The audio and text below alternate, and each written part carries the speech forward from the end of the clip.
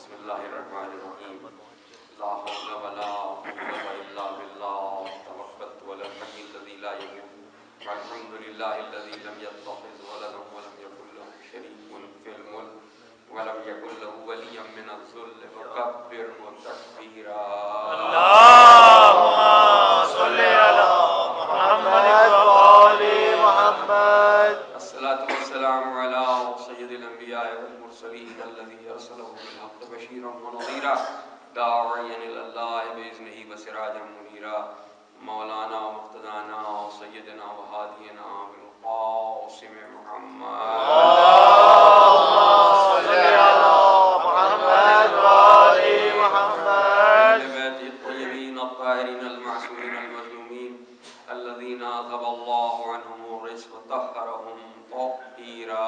اللہم صل علی محمد وآل محمد. اما بعد فقد قال رسول اللہ صلی اللہ علیہ وآلہ وسلم حسین منی وانا من الحسین صلوات اللہم صل علی محمد وآل محمد. عزیزان محترم، آپ کی انہما کی عزاداری اس چیز کا مطالبہ کرتی ہے کہ اتنی دیر سے آپ عمدہ کلام سماعت فرما رہے تھے. اختتام مجلس کے طور پہ جیسے جاوید صاحب نے کہا کہ معال مجلس تھوڑا سا حاصل کیا جائے، اور جو طریقہ ہے کہ معال مجلس حاصل کرنے کے لیے ایک ربط دینا ضروری ہوتا ہے. اس لیے میں نے اس حدیث کا سہارا لیا ہے جو مشہور زمانہ حدیث ہے. اس میں اللہ کے رسول ارشاد فرما رہے ہیں کہ حسین مجھ سے ہے اور میں حسین سے. عزیزان محترم، اکثر و بیشتر ہمارا زور خطاب حدیث کے اس آخری حصے پر ہوتا ہے. یہ پیغمبر کونین نے جو یہ بات کہی وہ دنیا کے لحاظ سے عجیب سی ہے کہ کسی بزرگ نے اپنی اولاد کے ساتھ یہ رشتہ دنیا کو بتایا کہ میں اس سے ہوں. یہ عجیب سی بات ہے. تو آپ کی ساری باتیں سنی ہوئی ہیں. میں تھوڑی سی توجہ آپ کی حدیث کے پہلے حصے کی طرف مبذول کرانا چاہتا ہوں. یہ کوئی عام بات نہیں تھی جو پیغمبر نے ارشاد فرمائی کہ حسین مجھ سے ہے، حسین مجھ سے ہے. یہ کوئی عام جملہ نہیں ہے.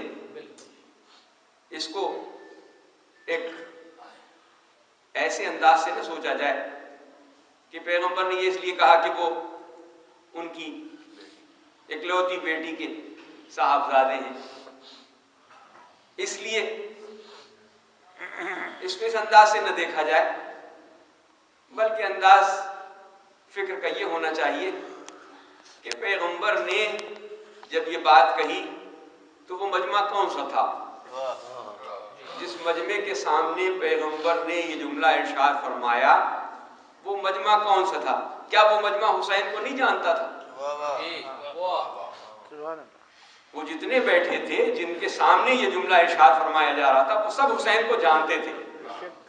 انہوں نے دیکھا تھا کہ حسین نماز کی حالت میں جب رسول کی پشت پر ہوتے ہیں تو رسول سجدے کو طول دے دیتے ہیں.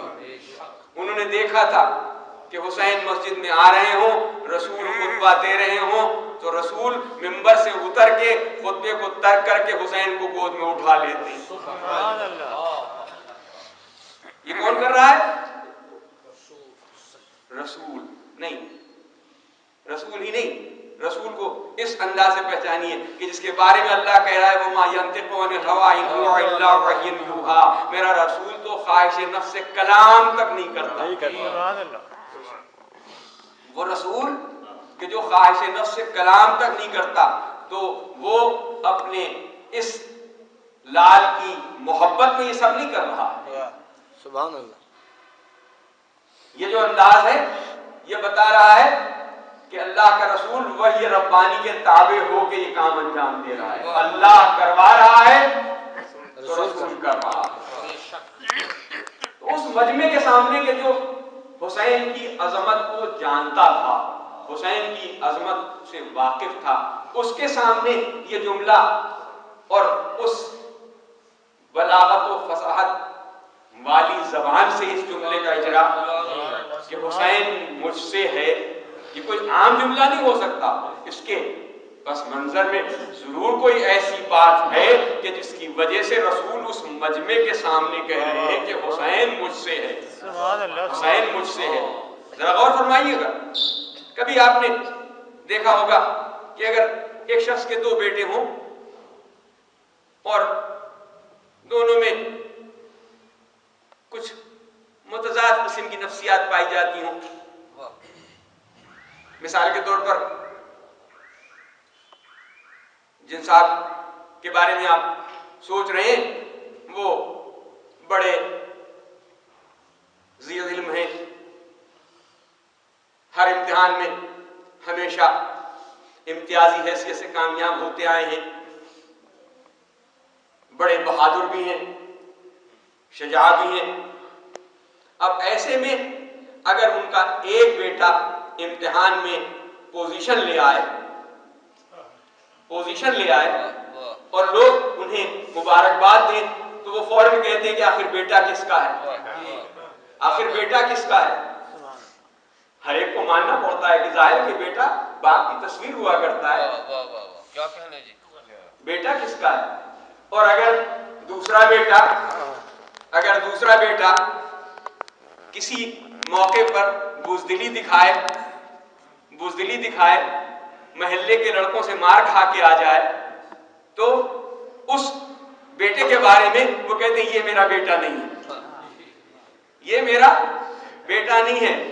حقیقتاً تو وہ بیٹا ہے ان کا، لیکن چونکہ اوصاف میں وہ مختلف ہے اس لیے وہ اسے ڈس اون کر رہے ہیں، وہ اس سے بے تعلقی کا اظہار کر رہے ہیں۔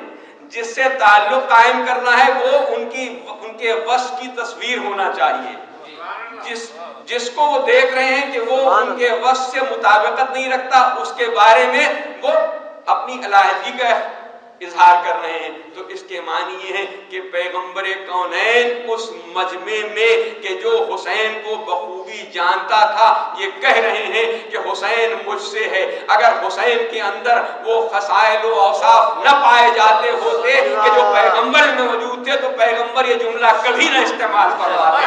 درود پڑھیں محمد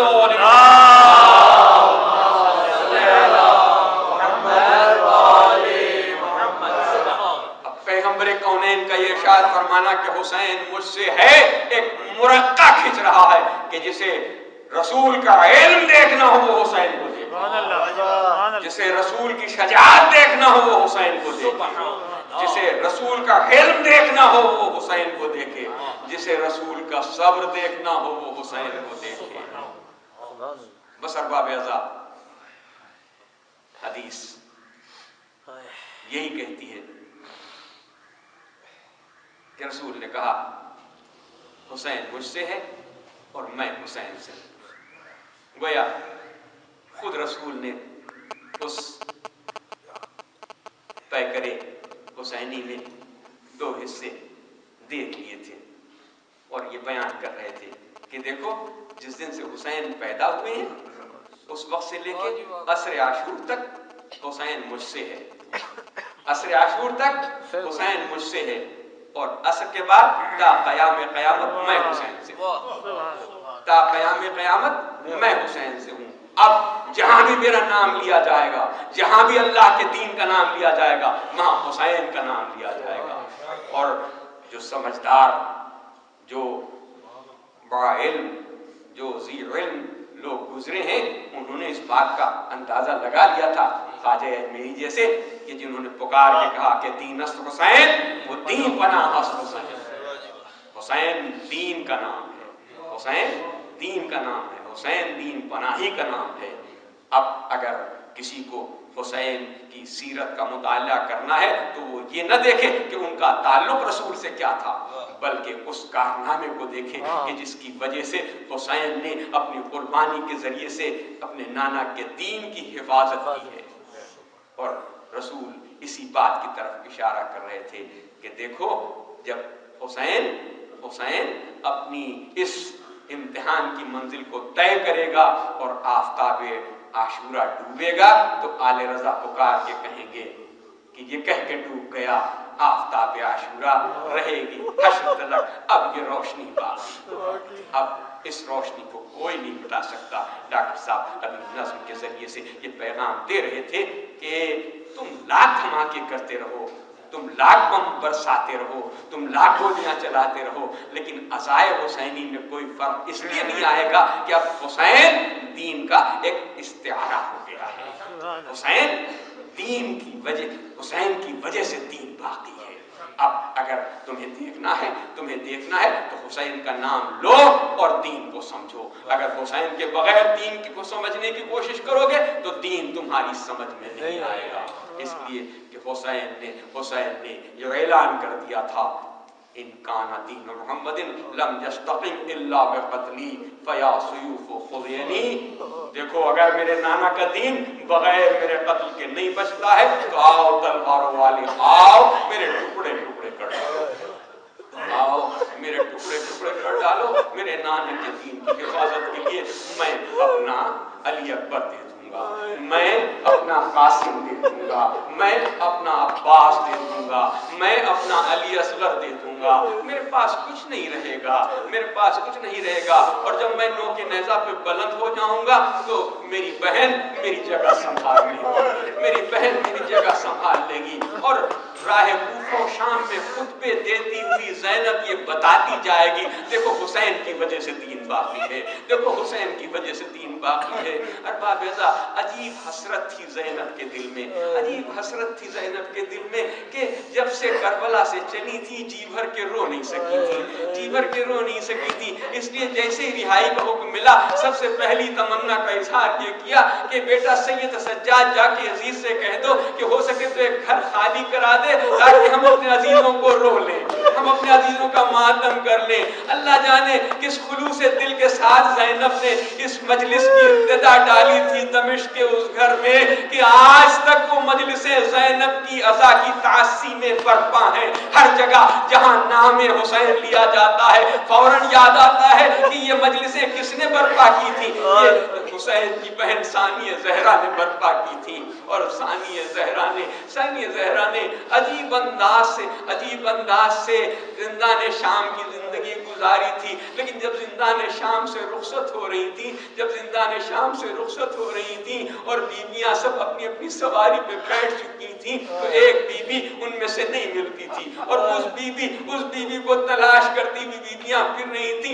زینب نے کہا مجھے معلوم ہے کہ ام رباب اس وقت کہاں ہوں گی۔ جب زندان میں گئی تو دیکھا ایک ننھی سی قبر سے لپٹی ہوئی ام رباب بیان کر رہی ہے، اے سکینہ ہم وطن جا رہے ہیں، کیا تم وطن نہ چلو گی؟ تمہاری تو تمنا تھی کہ تم وطن جاؤ، ہم وطن جا رہے ہیں، سکینہ اٹھو ہم وطن جا رہے ہیں، آؤ ہمارے ساتھ چلو۔ لیکن سکینہ زندان شام میں اس طرح سے رہ گئی کہ زینب کو جب چہلم کے دن قبر حسین پہ سر رکھ کے گریہ کرنے کا موقع ملا تو سب سے پہلا جملہ یہی کہا، بھیا تیری امانت کو میں زندان شام کے حوالے کر دیا گئی ہوں۔ اے بھیا میں اس عالم میں آئی ہوں کہ داستان سفر بڑا طولانی ہے، اگر میں بیان کرنے جا لگوں تو بہت دیر ہو جائے گی۔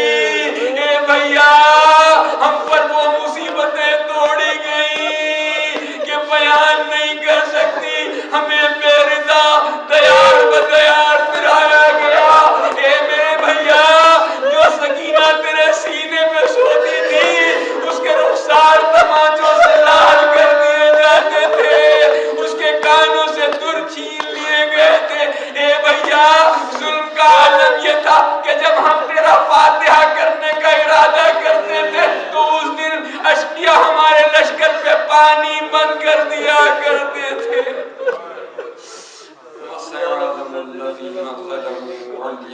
वाले वास्ता मोहम्मद वाले मोहम्मद का हमारे इस करीब से कबूल फरमा ले। परवरदिगार बानी मजलिस और हाजिर मजलिस के दिली मकासद पूरे फरमा ले। परवरदिगार हम सबके गुनाहों को बख्श दे। तौफीक इनायत फरमा। परवरदिगार अज़दारी सैयद मज़लूम को हमेशा कायम व दायम पूरी रात चौगुनी तरक्की अता फरमा। परवरदिगार जितने बीमार हम सबको शिफाए खुसूसन जो जाम शहादत नोश कर चुके हैं उनके दर्जात आली फरमा। जो जख्मी होके अपने अपनी जगहों पर आए हैं परवरदिगार उन्हें सेहत कामिला। जिन जिन लोगों ने अपने बीमारों के लिए मुझसे इल्तिमास से दुआ की है परवरदिगार उन सबको सेहत कामिला। एक भाई यहाँ मौजूद हैं उन्होंने अपने भाई के बारे में कहा कि वो शदीद अलील हैं परवरदिगार बीमार करबला के सदक़े में सेहत कामिला। खास तौर से सेहत कामिला। हम सबके घरों में जो भी कोई बीमार हो परवरदिगार से सेहत कामिला। जो मोमिन बेरोजगार हैं रोजगार अता कर दे। रोजगार में तरक्की अता फरमा। साहिबान दफ्तर हों उनके फर्ज से जोश फरमा दे।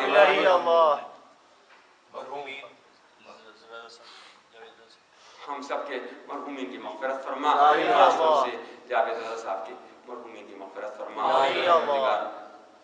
हमें कोई गम न दे सिवाय हमारा खातिमा ईमान पे फरमा। हमें मौत आए तो मोहम्मद वाले मोहम्मद का दामन हमारे हाथों में हो। हमारे आक़ाए नामदार इमाम ज़माना को हमसे राज़ी फरमा। ताजील फरमा। सारा मान में शुमार फरमा। तक़ब्बल मिन्ना इन्नका अंतस समीउल अलीम। एक मरतबा सूरह हमद और 3 मरतबा सूरह इखलास पढ़ के अपने तमाम मज़मून को शामिल करते हुए मेरे वालिदैन को भी शामिल फरमाइए और जावेद रज़ा साहब के तमाम